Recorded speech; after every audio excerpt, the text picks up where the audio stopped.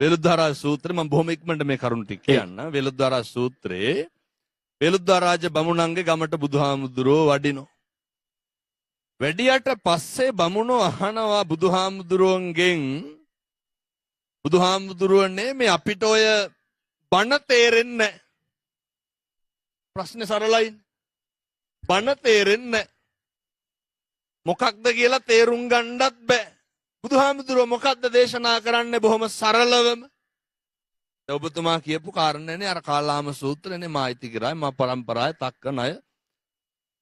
තථාගතයන් වහන්සේ බමුණොන්ට කියනවා මොකවත් තේරෙන්නේ නැත්තම් මොකද කරන්න ඕන?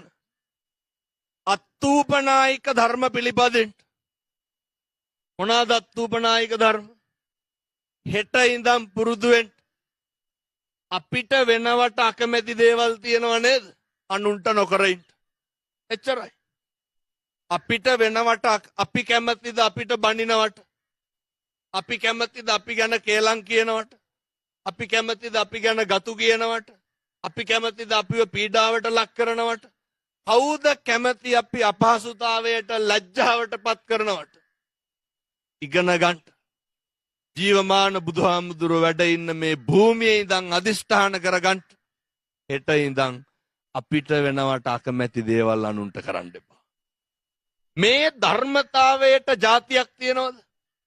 ඒක මේ කියන්නේ මේ යුනිවර්සිටි කියන්නේ මේ විශ්වයට පොදු දෙයක්. මේකට ආගමක් තියනවද? තථාගතයන් වහන්සේගේ දහමට කොහෙන්ද ආගමක්? මේකට කොහෙන්ද જાතියක්?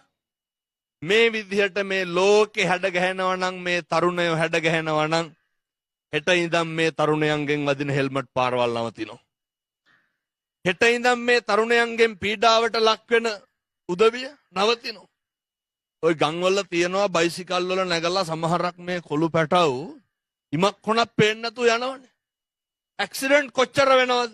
ඒ කියන්නේ අපේ හැමදෙරේ සමහර වෙලාවට බයික් එකේ යන්නේ කොල්ලෙක්ද කියලා හොයාගන්න බෑ. ටී-ෂර්ට් එකක් විතරයි අපිට පේන්නේ නේ. අර දැකලත් ඇති නේද ලොකු හෙල්මට් එකක් දාලා ලොකු ටී-ෂර්ට් ඔළුවට වඩා හෙල්මට් කුලට වඩා පිය දැම්මා වගේ පේනවා නේද? ලොකු. ඒ මොකද?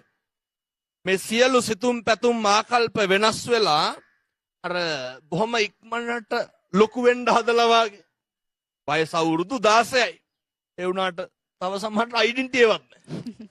කරන්න හදන්නේ මොනවාද? අවුරුදු 18න් පස්සේ වැඩ. මේ හැම එකක් තුලින්ම වෙන්නේ අයහපත මිසක් යහපත නෙමෙයි.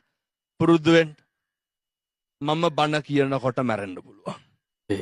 ඔය ඇත්තෝ බණ අහනකොට මැරෙන්න පුළුවන්.